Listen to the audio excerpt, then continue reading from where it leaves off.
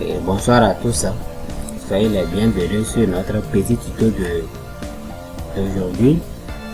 Aujourd'hui nous allons voir comment est-ce qu'on peut booter une clé USB. On peut utiliser le Visual Pro logiciel pour le faire. Nous avons Rufix, on a également PowerISO et nous avons aussi CD Burner XP. Et donc dans notre cas, nous allons utiliser Rufix portable. Si vous voulez télécharger, vous allez dans Google Chrome, vous tapez Rufix. Et quand la page va s'ouvrir, vous allez sélectionner la version 3.21. Donc c'est la dernière version de Rufix. Ça comporte toutes les options qu'il faut. Sans plus tarder, nous allons commencer notre petit tuto. Eh bien, nous allons d'abord vérifier sur notre appareil pour voir si nous avons branché notre périphérique USB. Vous voyez notre périphérique, le périphérique est vide, la clé USB est vide, donc il n'y a rien sur ça. Nous allons fermer. Nous allons double-cliquer sur l'icône de Rufix qui est sur le bureau. Donc ça va bien se passer. Vous cliquez sur oui. Vous dites non. Et bien voilà les renseignements que vous pouvez mettre ici. Rufix détecte automatiquement la clé USB qui est installée. Vous voyez, il a automatiquement sélectionné la clé et c'est une clé de 16 Go que j'ai branchée. Donc ici vous venez ici type de démarrage, vous venez dans sélection pour aller chercher votre image ISO. Ici nous allons chercher l'image de Windows 10. Windows 10, voilà.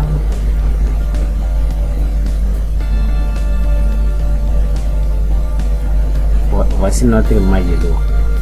Et lorsque tout est sélectionné, ici vous voyez schéma de partition. Ils ont mis UEFI, non CMS. Ici, si nous choisissons cette partie là, les ordinateurs qui ne prennent pas en compte UEFI, lorsque nous allons vouloir utiliser cette clé pour faire l'installation, la machine ne va pas détecter la clé comme étant une clé bootable pour le démarrage. Donc nous allons cliquer dedans et choisir MBR, et ça prend en compte BIOS et UEFI. Vous voyez, non? Après avoir renseigné tous ces éléments là, il n'y a plus grand chose à faire. Vous faites démarrer. Ici il dit personnaliser l'installation de Windows, créer un compte avec bon. Ici on clique sur définir les versions régionales avec les mêmes valeurs que celles de l'ordinateur. Donc on clique ici OK. Ici il vous avertit que tout ce que vous avez sur votre clé USB serait formaté. Donc on clique sur OK. Maintenant l'installation va commencer bientôt. Nous n'avons qu'à espérer maintenant. Et je vous signale également que l'installation, le bootage peut durer un bon bout de temps. Pourquoi? Parce que ça dépend de la capacité de votre clé USB. Si c'est une clé USB de 4 Go ou de 8 Go, 16 Go, 32 Go, 64 Go, ça dépend également. Et ça dépend aussi de la version de la clé USB. Si c'est une clé USB de 3.0, je vous assure que l'installation sera encore plus rapide que vous ne le pensiez. Donc nous allons attendre jusqu'à l'installation et je vais vous montrer comment est-ce que à partir de cette clé USB là, commencer une nouvelle installation.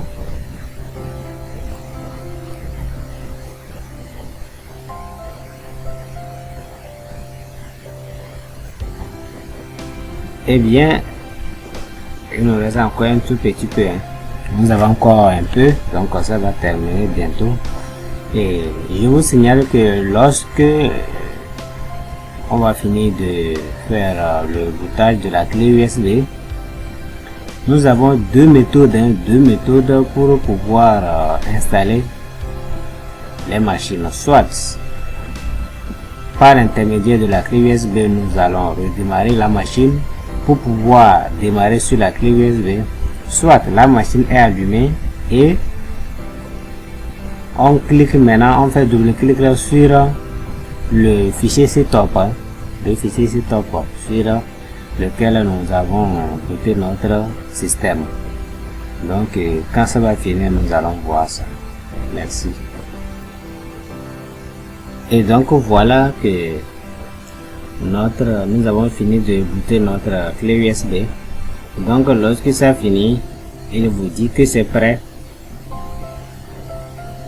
que la clé USB est prête à être utilisée sous forme de bootage. Donc on clique sur fermer et c'est fini. Maintenant ce que nous allons faire, nous allons voir comment est-ce qu'on peut utiliser notre clé USB pour l'installation.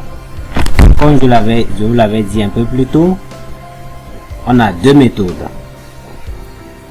Donc on clique sur ce PC.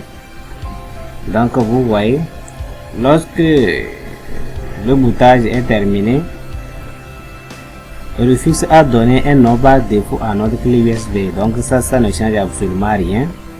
Si vous voulez, vous pouvez renommer ça comme vous voulez. Maintenant, comment est-ce que l'installation peut se faire? On double-clique dedans. Maintenant, on vient sur le fichier setup. On double-clique sur le fichier setup ici. Vous voyez. Maintenant, on dit OK.